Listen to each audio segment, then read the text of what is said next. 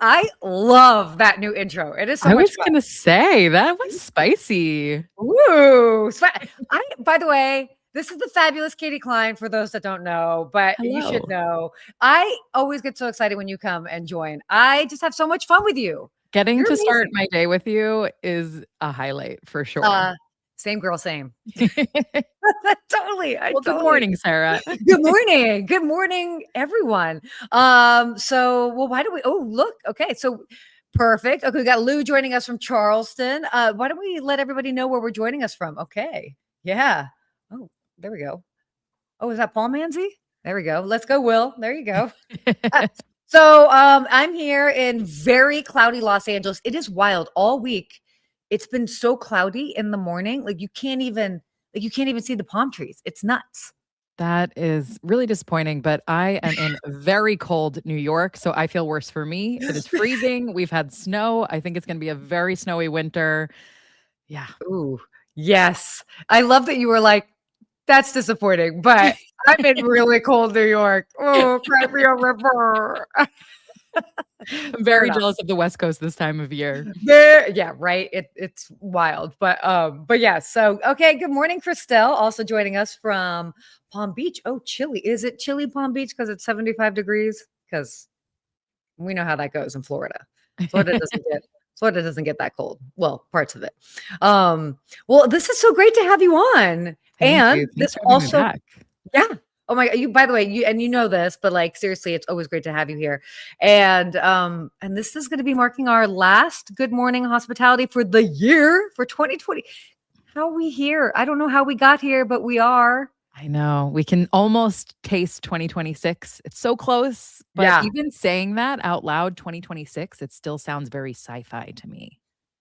Yeah. You I could know, see very that. futuristic. How are we in 2026? I feel like next year is going to be a big year. I feel like Mm, there's a lot, and I'm not talking about like personally. I mean, sure, personally, but I feel like there's just gonna a lot is just gonna continue to happen. A lot of things are going on. You know, obviously there's World Cup. You've got America 250. It sounds weird to say, but like the 250th birthday anniversary of the United States. yeah. So there's a lot going on. Yeah. Route 66, I think, is also celebrating 100 years, right? I think is it 100 years? Yeah, I I should think know so. because Route 66 is literally like 2 blocks that There way. you go. There you go. That away. That that away. Oh my goodness. Yeah. So it's gonna be a big year. But well, kind of before we get into that, we should talk about what's going on right now. Yeah. There's a lot that's going on in the world of travel. Definitely a lot that's going on in the world of airlines, but just like key findings. So if you are cool, you want to dive into it? You ready? Yeah. Let's get Okay, started. let's get started. Okay, so this article is fascinating, called "The Ugly New Math: Crushing Hotels." And first of all, I think it's actually a great title, and but what it's kind of talking about is how just the cost of everything, like the math ain't mathing anymore when it comes to Yeah. hotels. Like the cost of labor, the cost of food, the cost of so many different things, and then how much they're able to actually increase the rate of rooms hasn't been able to match the same increase as the cost of just day-to-day living and operations, I should say. So did you get a chance to check out this article? It's super fascinating. Absolutely. I mean, Sarah, I think you and I are eternal optimists, but Yeah. this article, I have to say, it paints a bit of a doom and gloom picture. Sean O'Neill did a fantastic job reporting the facts and really looking Yeah. at how operators, particularly in the US, are facing this profit squeeze. Oh, Labor, like you said, taxes, insurance, both health insurance, rising insurance costs for the buildings because of these natural disasters that are starting to happen, mhm. energy costs soaring. I it's not looking great, and to Yeah. survive, hotels are cutting hours, they're adopting AI, as we know and we talk about a lot. They're exploring ancillary fees, and we know guests are not gonna be happy about that. No. No, you know what's so interesting? Because in reading this, and I actually posted this video, I don't think I posted it on LinkedIn. So you LinkedIn folks, sorry, you missed out and you should follow on Instagram. But I posted it on Instagram as well as TikTok. about a potential new fee called a check-in fee. And will people pay an early check-in fee? Mhm. Are people willing to pay to check in early? And not like a fee as in the whole night rate from the Mhm. night before, which I get into that conversation with my clients all the time, but not everybody wants to pay the entire nightly rate just to be able to check in 3 hours earlier. So that was fascinating. It sparked a big quite a bit of discussion. And so, yes, these ancillary fees from that to, I mean, definitely really being mindful about the late checkout fees. Uh, Mhm. oh, Jason, good morning, Jason. Thanks for joining us. He read the article with labor costs up 9% and revenue flat. Hotels can no longer afford inconsistent service. The only path to profitability is the guest loyalty that comes from operational standards, not fragmented binders and tribal knowledge. Well said, Jason. Yeah, dropping some knowledge this Yeah, morning. exactly. Absolutely. That is true. And the conversation around loyalty is being had. And I think Yeah, that's really he's touched on such a great point right there, yeah, which is what actually makes you loyal. And there's been a lot of conversations about the big hotel groups claiming, look how many people we have in our loyalty program. But if me as the traveler is part of 10 different loyalty programs, am I yeah, really loyal? So I think what Jason just touched on there, it's actually that experience that's going to yeah, either cause us to return or cause us to choose someplace else in the future. yeah. It's definitely that's interesting that you say that about loyalty because I'm always like wherever I stay. I mean, I'm part of several loyalty programs. I have status at different ones, obviously, Yep. and I certainly travel more than the average American does. But so it can't be like a complete comparison, but yeah, the loyalty it's a huge aspect of Yeah. it. And yeah, moving forward, it's going to be very interesting. Yeah. Also, unionized markets, that's huge. I've got a dear friend of mine who is the head of people and culture at a very big hotel brand. And she and I were just talking this weekend just about different things. And I was like, oh, I didn't realize these particular hotels were union. And I'm like, that's crazy. Like, how is it? And it's very challenging. Obviously, different markets, it's the amount of union properties are different. New York, I Mhm. know pretty much everybody is union. Yeah. LA, it was a slow trickle. There was the longest time that most of the hotels weren't union. And now I think it might be 50-50. Sean And talked about something interesting in the article with that too, about how a lot of markets on the positive side have gone through their union negotiations. And so that yeah, biggest hike is this year, 2025, and next year, and then hopefully a bit of a tailwind coming for them. But the yeah, exception he pointed out was New York, as you just touched on. And with World Cup coming next year, the fear is that will workers strike before that and really push because they are in quite a place of leverage there. But yeah. then this goes back to labor being the biggest cost that these US operators are incurring right now. hmm No, totally. I mean, I know that and it's wild too because it's Los Angeles, they're set to raise minimum wage to $30 an hour. Is it that already in New York or is it close to it? I think it said what LA, it was set to raise minimum wage from $18 to $30 an hour Yeah. by 2028. No, no, no. That I know for LA, but do you know what it is in New York? I'm not sure. Remember, I feel like it might almost be there. They're definitely like very close. But yeah, so definitely interesting stuff that's going on with that. That's for sure. Yeah. And then moving forward, but we'll see. Continue to see. Okay, so we'll say some more good mornings. Good morning. Casemiro. Oh, there we go. And then, your actual handle didn't come in. You used to drive fuel tankers now, or you drive fuel tankers now, but you will always miss Beverly Hills. Beverly Hills is a lot of fun. Yes, worth missing. Yeah, yeah, that it is. All right. Well, why don't we go on? I know that we talked about this. I mean, we'll see what ends up shaking up next year. Yeah. Just because this is in essence the new normal. Mhm. So, we'll see how that ends up continuing to translate. But loyalty will certainly play a huge factor into it. For sure. Yeah. All right. Cool. Well, our next topic here, to airlines, also so crazy. There Lots to is talk about. a big shakeup that's happening. What so this leadership shakeup. Wait, am I on the right article? Yeah, exactly. So fascinating because a bunch of different airline CEOs have been changing in the past couple of weeks. And the big one that would be like for us is Frontier Airlines, Barry Biffle. Yes. There we go. Stepping down after an 11-year run. And we just saw Yeah. him while we were together at Skift Global Forum speak on the Yeah. stage. We did. When that picture was taken, Yep. exactly. Yep. But what's interesting, I mean, not just him, but also, I mean, the 9 different airline CEOs have been replaced. Yeah, here we go. 9 new airline CEOs in 5 weeks. There's Yes. definitely a global reshuffle that's going on. This was a really interesting conversation or topic. But did you have a chance to kind of like look into that and do a deep dive?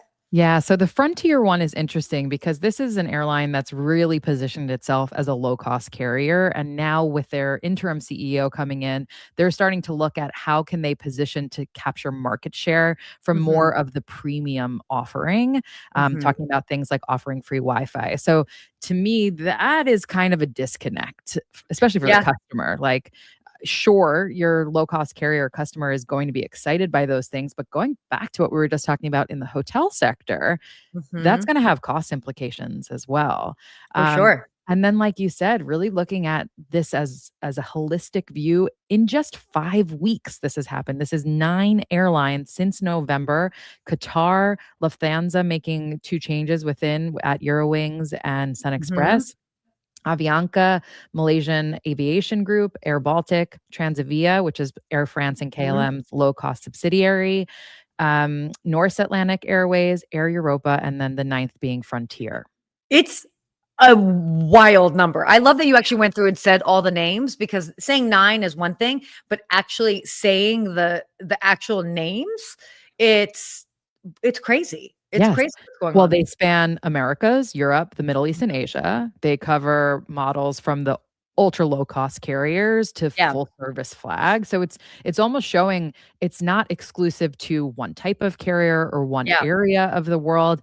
This is a prolific problem right now. Totally. Or is it? Is it a Or bit of I was finger gonna say pointing? or. Right. Yeah. Is it a bit of finger pointing and scapegoating and saying, well, let's change the top and see if the rest changes? Yeah, well, so also in the other article that actually talked about the fact that the 9 new CEOs in 5 weeks is happening, what I thought that was interesting is that we're kind of seeing a bit of a change. So what we're coming out of, it still was the remnants in essence of the pandemic where they were really trying to stabilize business Mhm. and kind of, figure things out. So great, they've navigated that. Now we're in this new era where cost is different, labor costs, all of this similar to like with hotels. And so it's like, okay, how can we grow from here?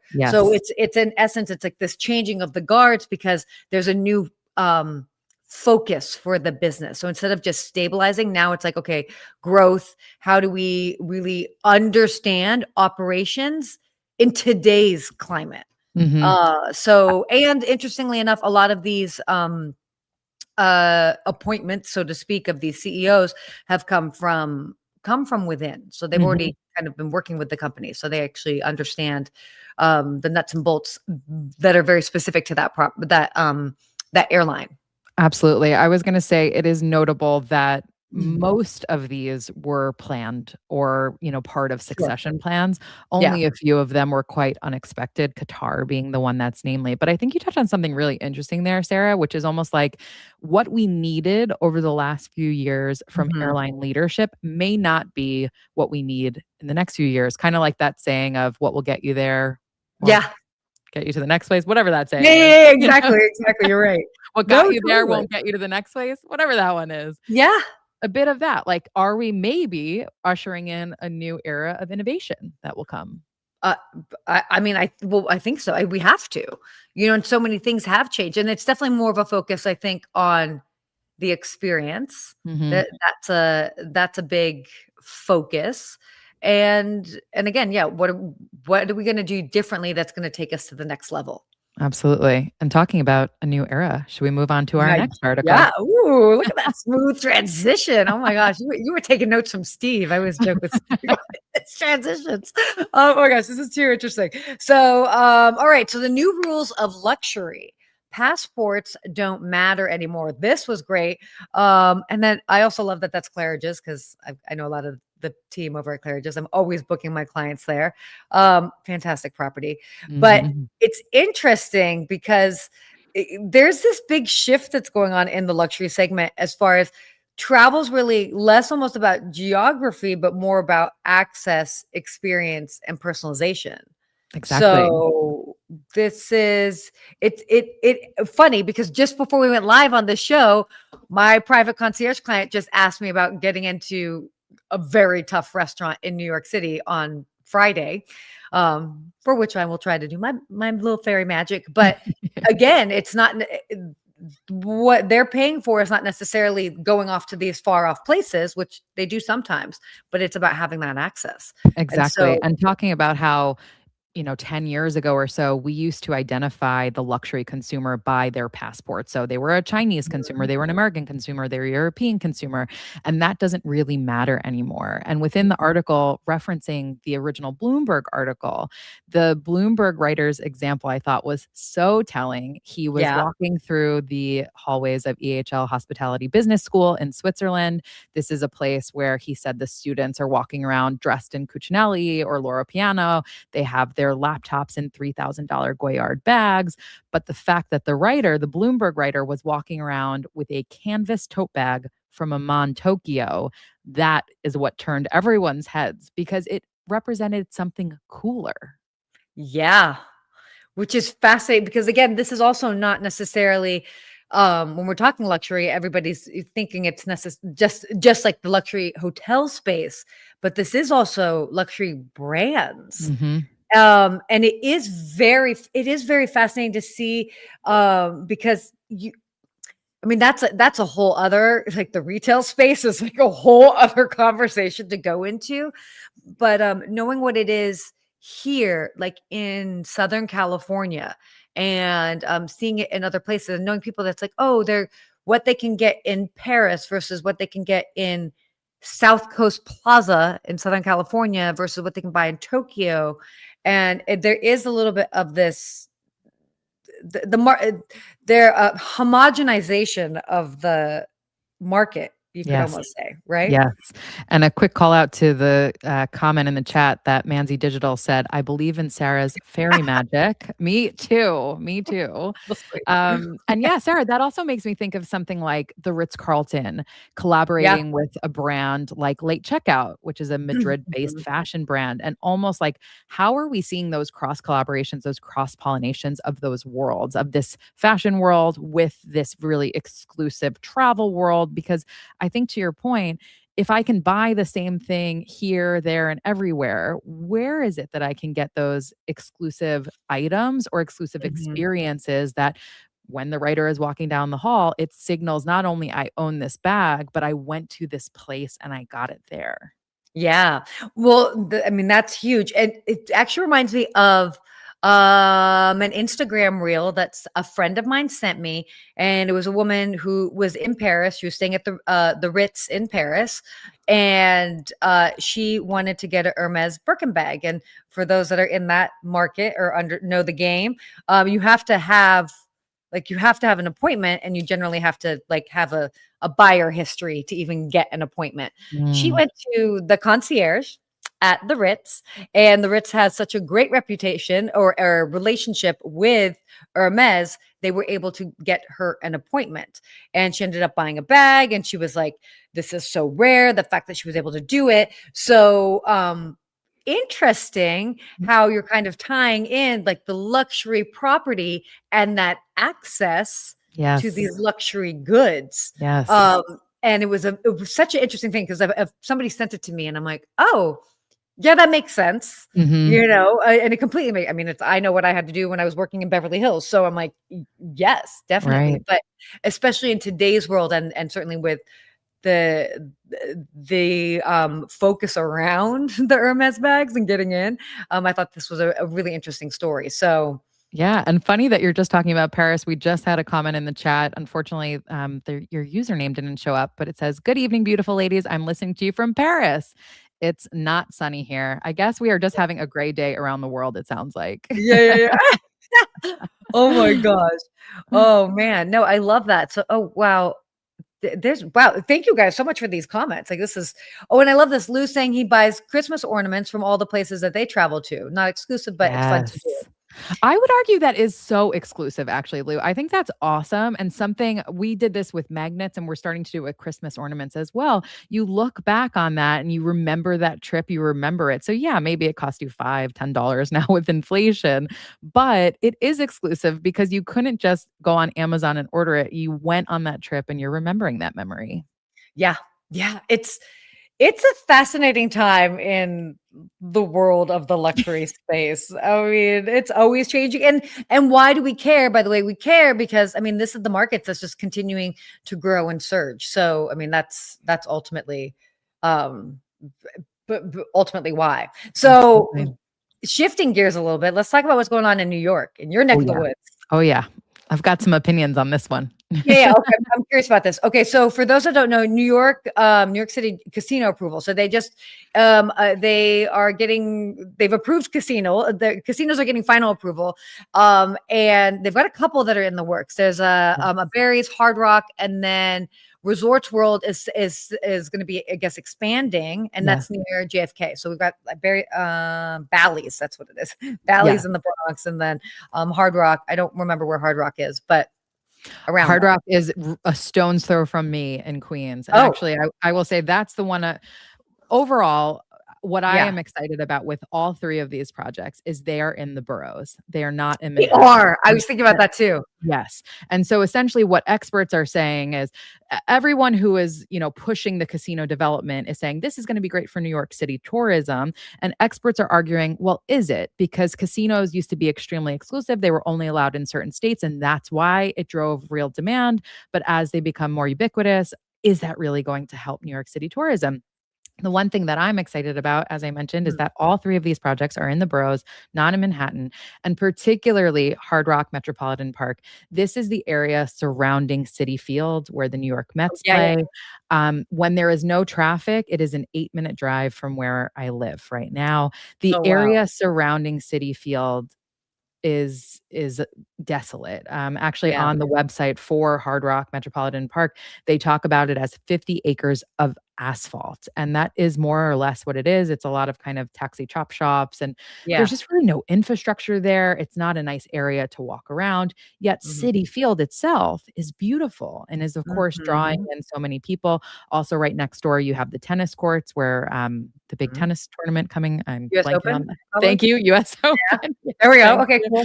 Exactly. So you have a huge tourism driver right there. What they are proposing to do around there is really hoping to transform this into a true global destination, is what they are Yeah. saying.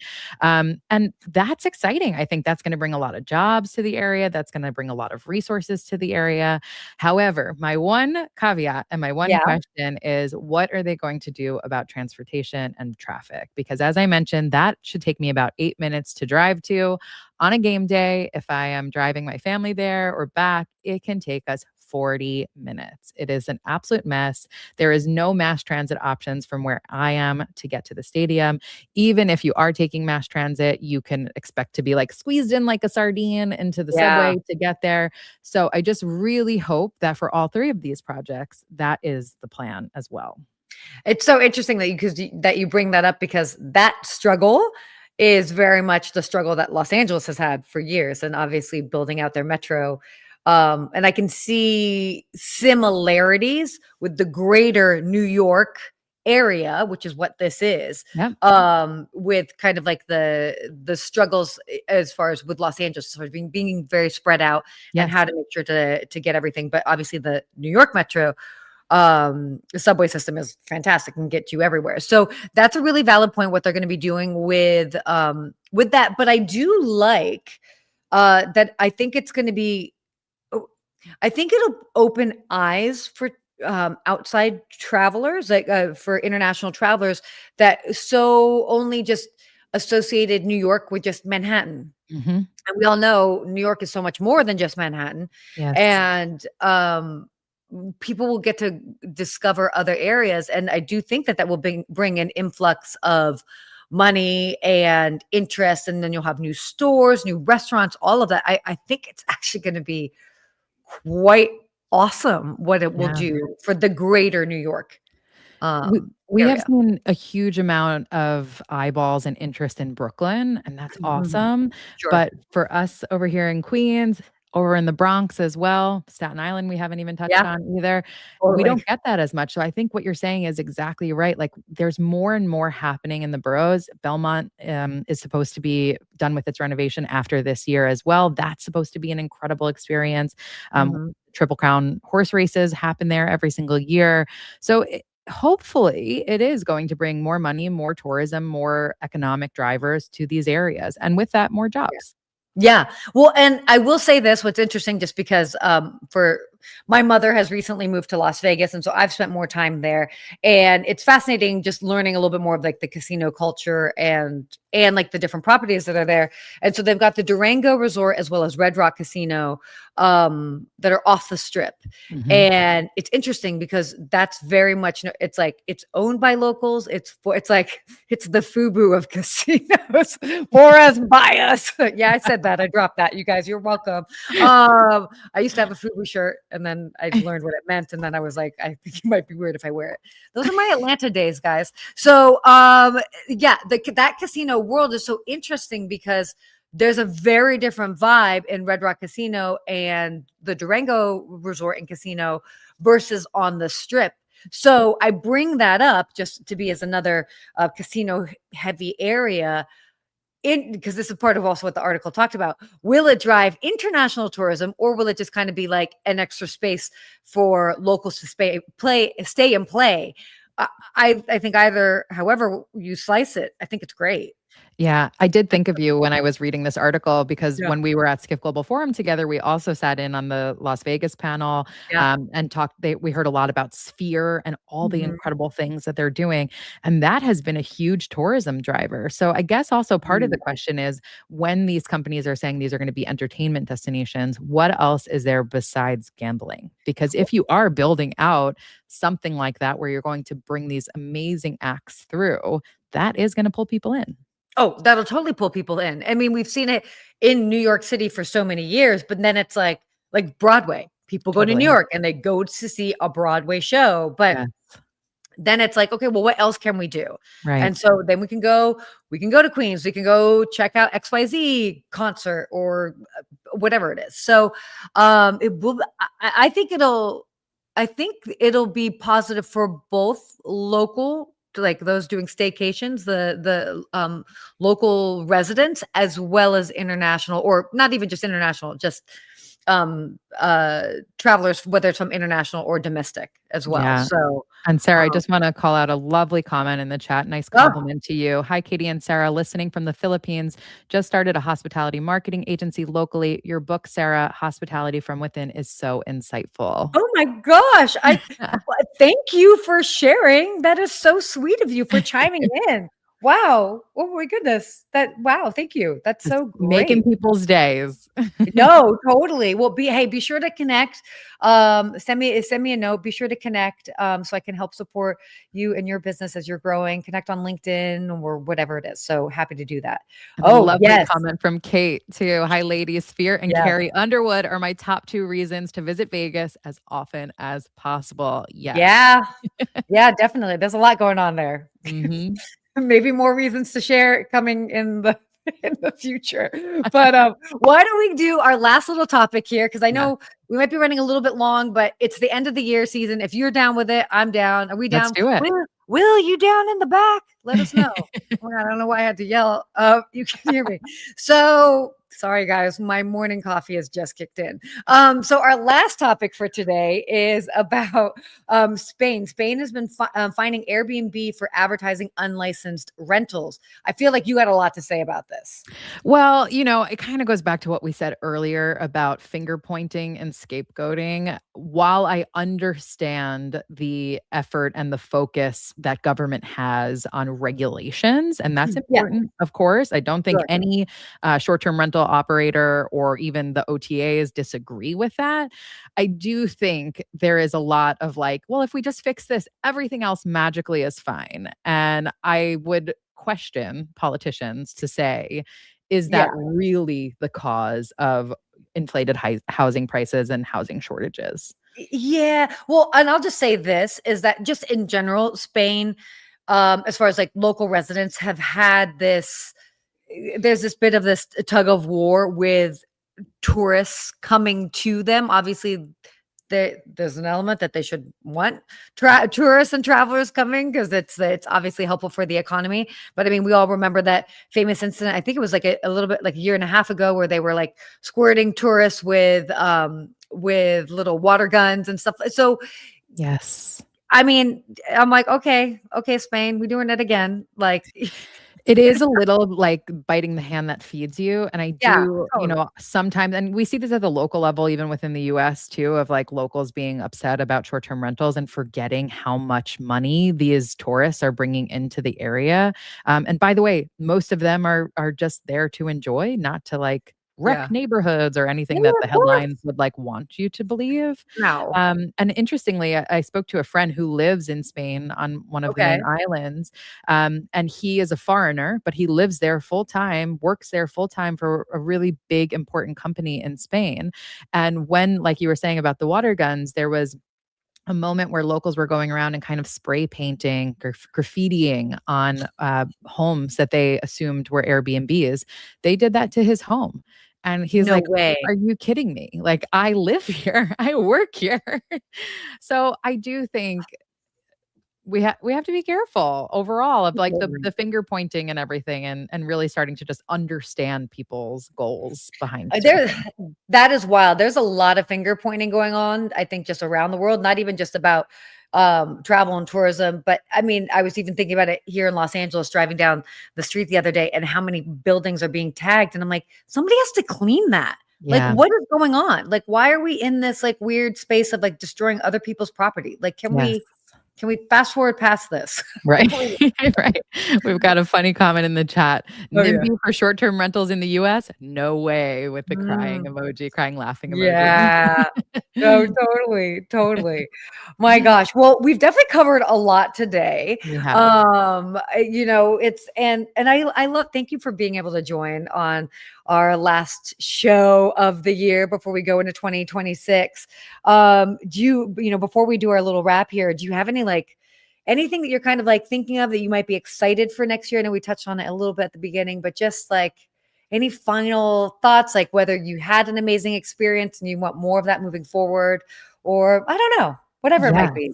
Do you wanna do our typical little real-time Yeah, recap? Because I we have could a do good that. one for you today. Okay, you prepared one? Bring it. I did, because as it was happening in real time, I thought this is a great This real-time is a recap, thing. and the Yeah, next sure. time I'm with Sarah, I'm gonna tell her all about it. So it's not from the hospitality industry. Oh, good. Even better. Obviously, as we talked about, I live in Queens, I live in Astoria in New York City, and fairly recently, the firehouses across the city have an open house for about 2 hours on Okay. one certain day, and it's really fun for kids because kids are Cute. obsessed with fire trucks and firefighters. So They we are. went to our local one and we walked in. I have a 3.5-year-old who was all about it. And I have a now 7-month-old who obviously didn't know what was going on. And that's No, fine. no. And we walked in and we were greeted with such warmth right away. Like, oh, are you guys from the neighborhood? So right away, like made us feel like we were a part of something. And then yelling to everybody else, like, guys, they're from the neighborhood. They're from the neighborhood, showing us around the firehouse. You can tell they take such pride in what they do, allowing my daughter to climb on things, take pictures, to just Oh my have an god. absolute blast while that we were there. As we were walking there, ironically, we saw someone lighting fires underneath cars. So I actually had to call the fire department and report this. We No watched their way. truck go, we watched their truck come back. We talked to them about it. They were like, yeah, unfortunately, this has been happening a lot with that one person, but don't worry. We've already called it into the fire marshals. The fire marshals investigate. It will be shut Yeah. down. And really, the whole point is that by the time we left, I was completely in love with my neighborhood again. I had such pride in the FDNY, such pride in like New York in general. And I was like, that's hospitality. They took us in to this firehouse, made us feel so welcome, so warm to be there, and like made us leave feeling like even happier than we arrived. So Oh that's my my God. real time recap for today. Oh, I love That's, oh my gosh, that's a great one. Yeah. And it takes a lot for me to say nice things about New York. So good job, FDNY. Oh my God. Well, yeah, I mean, I get it. Like, look, it's life is when you're living in bigger cities, like we live in, it just takes more to operate the city, and it's like at times, yeah, I happen to have my mom's visiting me right now, and like we just talk about different things, and it's like we're looking at Los Angeles, and some parts look a little bit like neglected, a little worn, but it's also, think about how big it is and how many people and just the amount of use that each square footage gets. And it's like, that's a lot of upkeep. Yeah. So, and that's all cities, that's all big cities, Yep. it takes some time. But I love that story. That's awesome. I'm trying to think of like, I've had so many wonderful moments. Um, I, oh, I, I'll just do like a little bit of this is just like, it's a classic one, but it's a little bit of a shout out to um it's a local sushi place that I've been going to. I discovered it at the beginning of the year, and I've now since brought 5 of my friends to this place, and that's now Wow. become their go-to place. And they're so cute because I always go in person. The other day I ordered takeout from there, and I'm like, oh, it's a shame because like I'm not gonna be able to like go in and see them. They actually saw and recognized my name on my delivery order, and whatever. Now everybody's learning everything about me. I always ask for extra spicy mayo and eel sauce, whatever. Cheesy. Cheesy. No judgment, okay, guys? No judgment. It's not totally authentic. Americanized Japanese food here. And they recognized my name on the order, and they ended up putting extra stuff in, and then a little note that was like, "Hi, Sarah. We hope to see you Come next time," on. which was so cute because, like, wait, what? But I mean, what a nice way to go from having that hospitality that's in the moment to then kind of extending it to, even if somebody's, still having your incredible food, but Yes. just at home. Yes. Recognizing them wherever they're at and showing that level of appreciation. Absolutely. Yeah. So So super nice. Goes special. such a long way. Cost them $0 to Yeah. do. Goes back Totally. to the comment in the chat earlier about loyalty. That's what they just did. They Absolutely. built your loyalty. Yeah. Oh, I'll continue to always go there. So Yeah. that's for sure. Yeah. Cool. Well, wow. This has been a great show today. I know we went a little bit longer, but I think it deserved to have a little bit of extra time, and we covered a lot, and, just kind of this wrapping up and going into next year. I'm really excited for next year. I think it'll be great. Yes. So, and hopefully you get some time off. And for those that are joining us, hopefully you get a chance to unplug yourself, spend time with family, friends, loved ones, whatever you do. Go read a book in nature if that's your thing. Yes. That's my thing, by the way. That is totally my thing. I So bought a physical book, and that's what I look forward to doing. Am I ridiculous because I have a 3.5-year-old and a 7-month-old? Possibly, but like that's my good luck. plan Good for luck. between the holidays. So Yeah, happy holidays, everybody. yeah, exactly. Happy holidays, however you choose to celebrate. So, but most importantly, I think it's a great time of year. My favorite holiday is New Year's, and it's like, for me, it's like that great reset. So if you Yes. can do anything for yourself somewhere around the new year, try and like carve out, if it's a couple hours for yourself, to just sit there, reflect on what you've done this last year, how far you've come, and then sit there and like reflect a little bit on what you want to do this year and write it down, because Yes. it will happen. I promise you. Write it Sarah, down. you are speaking my language. I love nothing more than a little reflection and planning for the year ahead. Oh my gosh, I love it. I love it. Well, with that, thank you guys always for joining us. Thank you for joining us on such a big year. We had a huge transition now being part of Skift. It's so grateful for that opportunity, and Yes. so much more with that coming forward, or coming through for next year. So please be sure, like, subscribe, follow, tell your friends about us, all the things. And next year we promise to continue to bring that early morning energy and that knowledge. And thank you all. Really appreciate it. Happy holidays and happy new year. Stay hospitable, guys.